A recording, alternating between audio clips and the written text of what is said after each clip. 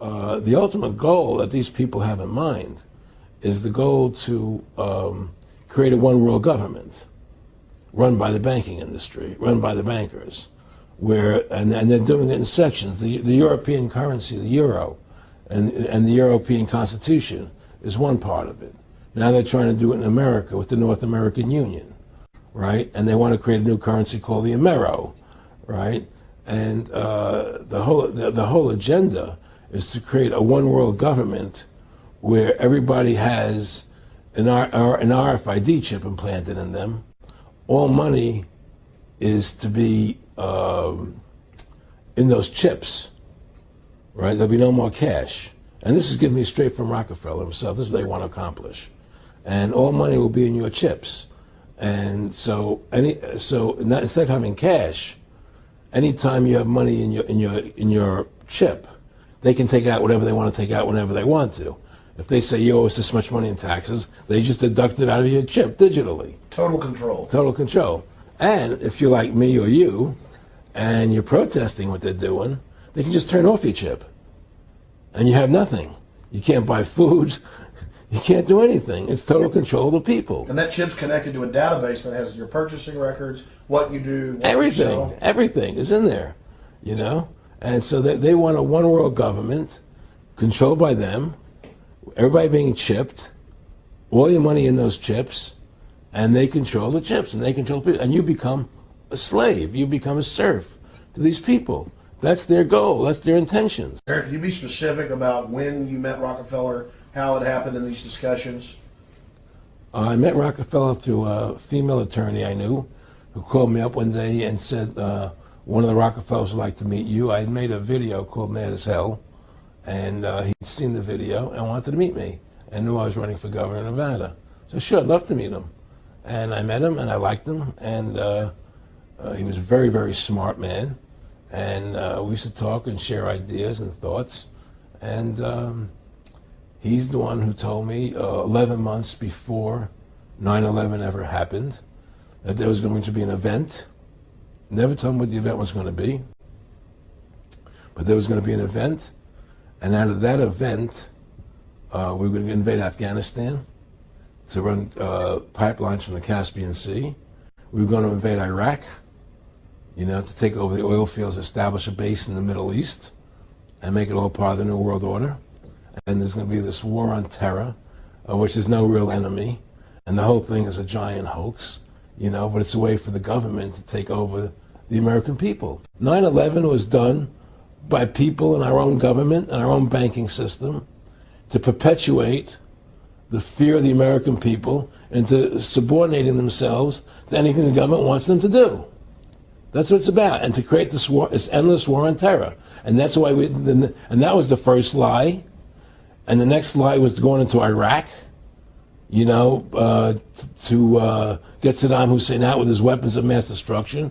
The fact of the matter happens to be that the whole war on terror is a fraud, it's a farce. Because you can't define a winner. There's no one to beat, so it goes on and on forever. And they can do whatever they want. They scare the hell out of the American public. Look, this whole war on terror is a fraud. It's a farce. It's very difficult to say it out loud because people are intimidated against saying it. Because if you say it, they want to make you into a nutcase. It was 9/11 that allowed this war on terror to begin. And until we get to the bottom root of 9/11, the truth of 9/11, we'll never know about the war on terror. Humans injected with a tiny chip holding the key to all of their private information. But as you're about to see in our CBS 46 investigation, it's not fiction. In fact, it's being marketed in Georgia as life-saving technology. So why do some experts say it's potentially deadly? CBS 46's Kim Fedek investigates. It's used in key cards, prepaid tolls, even checked luggage. It's called RFID technology, or radio frequency identification. Small chips that store information. So here's the chip. And now that same technology is literally available in the flesh, with chips injected right into people's arms. It says it burns a little bit. That's about it. Atlanta firefighter John Santola was injected with the chip about the size of a grain of rice. When scanned, the number on the chip is linked to a database with Santola's medical history. I think it will help me in case of an emergency. Santola was chipped when Florida-based VeriChip Corporation set up a booth at an Atlanta firefighter conference. They market the chip primarily for safety reasons, storing medical information for first responders, Alzheimer's patients, even children. It is the only product that has been approved by the FDA for this specific purpose.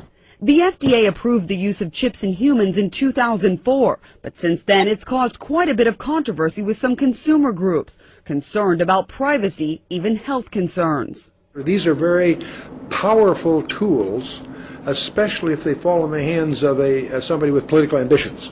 One of the loudest voices of opposition is right here in the Boston area, a Harvard doctor and author of spy chips. These technologies will not make us safer. I think they'll make us sitting ducks for Big Brother. Dr. Catherine Albrecht also compiled 16 years of studies she says prove the chip can cause cancerous tumors. It's clear as day that these tumors were not only malignant, but they metastasize, they spread to the lungs, the liver, the thymus, the brain. These pictures show the tumors growing around the actual chip in the mice and rats. Certainly the company, I mean, they've done, I think, a tremendous job of keeping that information under wraps for the last several years. We sat down with the chief medical officer of VeriChip and asked about the link to cancer in mice. Yeah, I am not aware. I mean, I would have to take a look at what's out there right now. I'm not aware of any issues at this point. But weeks later, VeriChip sent 26 pages of literature claiming the incidence of microchip-associated sarcoma in rodents is very low, and claims the mice in at least one of those studies were genetically engineered to be tumor-prone. No doubt in your mind that this is safe for us medically. Yes, I mean, from everything that I've seen, it's very superficial. It's been in the animals for 20-plus years. John Santola won't need to worry about the cancer debate. His chip fell out after 2 days.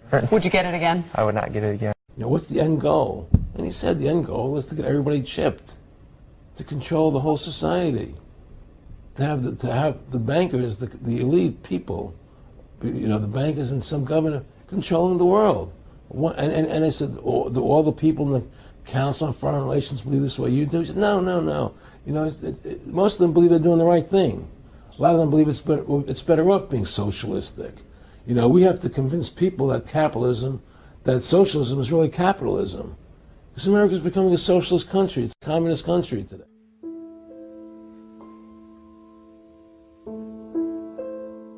I saw the evil behind what I thought was a noble adventure.